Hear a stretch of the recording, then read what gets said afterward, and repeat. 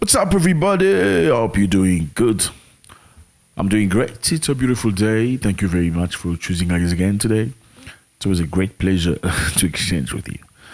Thank you very much for participating. Your comments are really, really, really valuable. I've been reading some of your stuff. It's pretty hot. And I appreciate it. Let's keep them going. If this is your first time, welcome to the family. Please click on subscribe button so we can see each other furthermore.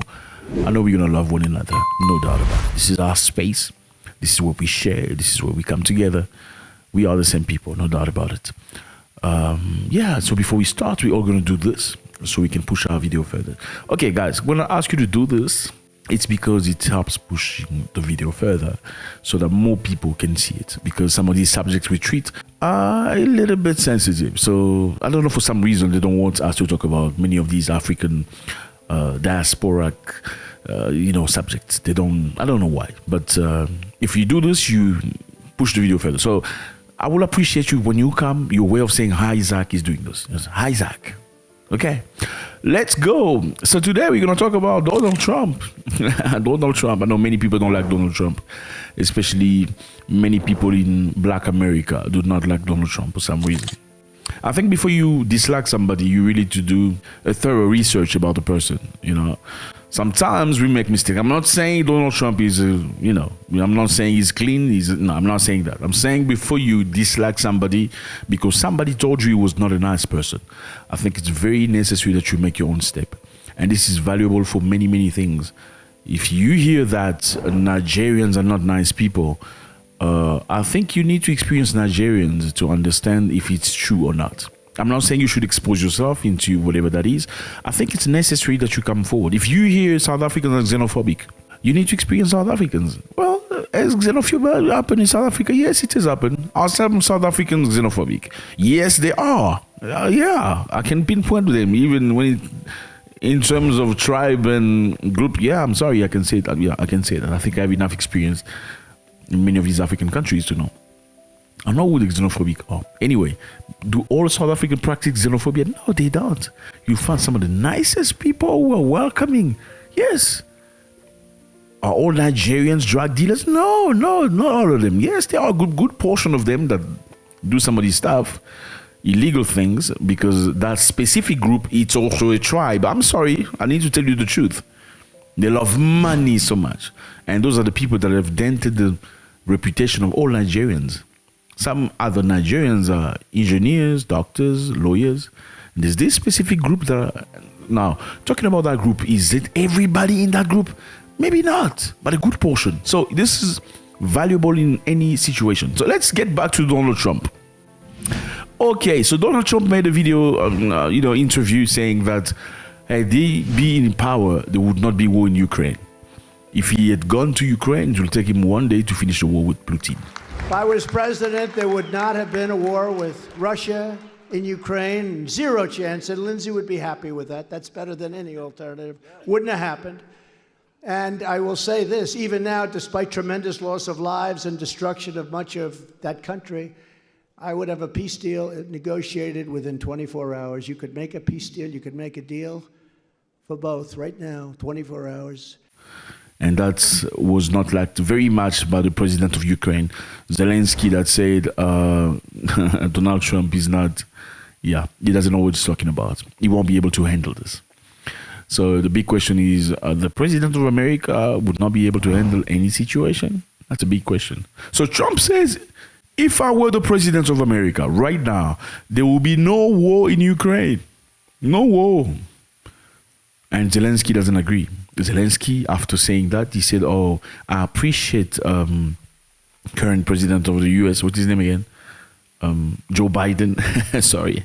I appreciate Joe Biden. Thank you very much for the support.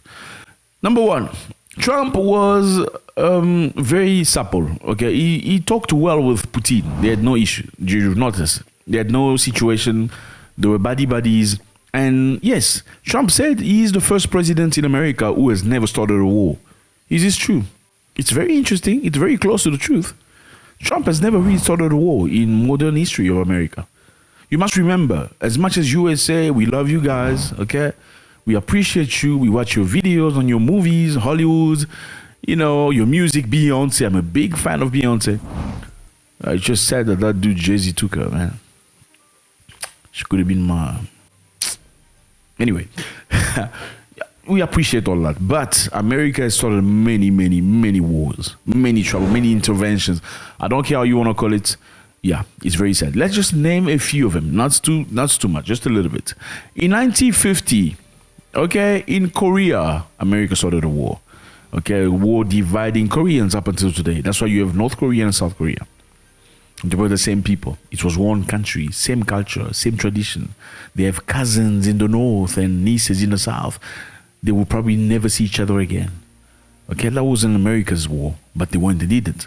In 1954, in Vietnam, yes, Vietnamese just wanted to be Vietnamese, but President Dwight Eisenhower pledged his support to the South Vietnamese. The South Vietnamese were, like in Korea, like in South Korea, were very much with the mentality of Western countries, while the North were very much communist, like the Russians. So America helped. They did some crazy things, destroying some of the, But Vietnamese people are very strong, mentally, physically, very clever. It was hell for them. We know, again, in 1991, George Bush Sr. started a war in Iraq because Iraq had occupied Kuwait. There was a big land that had petrol or oil, and Americans wanted to put their hand on the oil in Kuwait. And they asked Iraqis to leave. The Iraqi refused. The war started. In 2001, the war in Afghanistan, America started with Barack Obama. Trump wasn't there. Okay? The Afghanistan war was crazy. I mean, so many stories are being told. Some are true, some are not true. I don't know. Some people are saying that, some of them went there for the opium. Apparently in Afghanistan, there's so much opium. Opium is a drug that people use. To control it. Is it true? We don't know. I can't really tell you. We know in 2003 there was war in Iraq again, the war that took so many lives and they toppled the Iraqi president Saddam Hussein. So many things have happened. Just to name that, we know they went to Libya doing operations. They're Syria. Okay, Trump has done none of that. When Donald Trump came to power, he stopped. No more wars. No more intervening into other people's business. Okay, no more coming in to tell people how to live their lives. Let them do their own things. I mean, as much as I know people don't like Donald Trump for many things he's done. Yes, he's not the smartest person when it comes to certain things. But hey, when it comes to certain values, we need to recognize that. He did not start a war. Donald Trump was the person that initiated Americans to go back to America. I mean, American soldiers are everywhere in the world. He says, why? Why are we everywhere in the world? Some of our boys must come back home. And I can understand many people don't like Trump. I mean, one of the main reasons why people don't like Trump is because they say he's racist. Trump is racist. He doesn't like immigrants. He's not happy with you going to the country and stuff like that. Well, let's look at it in a different perspective. Why don't you stay in your own country? Yeah, why don't you stay in your own country, fix your country? Or at least your own continent? Why don't you do that? Why can't you come together? I mean, okay, let's say your government is corrupt and the people are corrupt and everybody wants to steal. But are you telling me that the population of your country cannot come together and fight one group of politicians that are corrupt and topple them? Okay, that's not, I don't understand. That's exactly what Niger has done. That's exactly what Burkina Faso has done. That's exactly what Mali has done, because they were fed up with the lies, fed up with the crooked government official. So they came together. It's your people that are not able to come together and do the right thing for the country. I mean, do you think a government can finish everybody? Let's say the government is going to kill people. The government will kill everybody. Can a government kill everybody? Millions of civilians? No, it's not possible. Trump says stay in your country, fix your country. Why are you running away from your country? I mean, America wants to be able to sustain everybody. I'm sorry. I know Trump came from Europe many years ago. America doesn't belong to him. Yes, we can agree to that. We can agree to that. But right now, he was born in America. That's their country. Same for many African Americans. Same for Indian Americans, or whatever you want to call them. Like, we cannot go back in time and try to fix the world.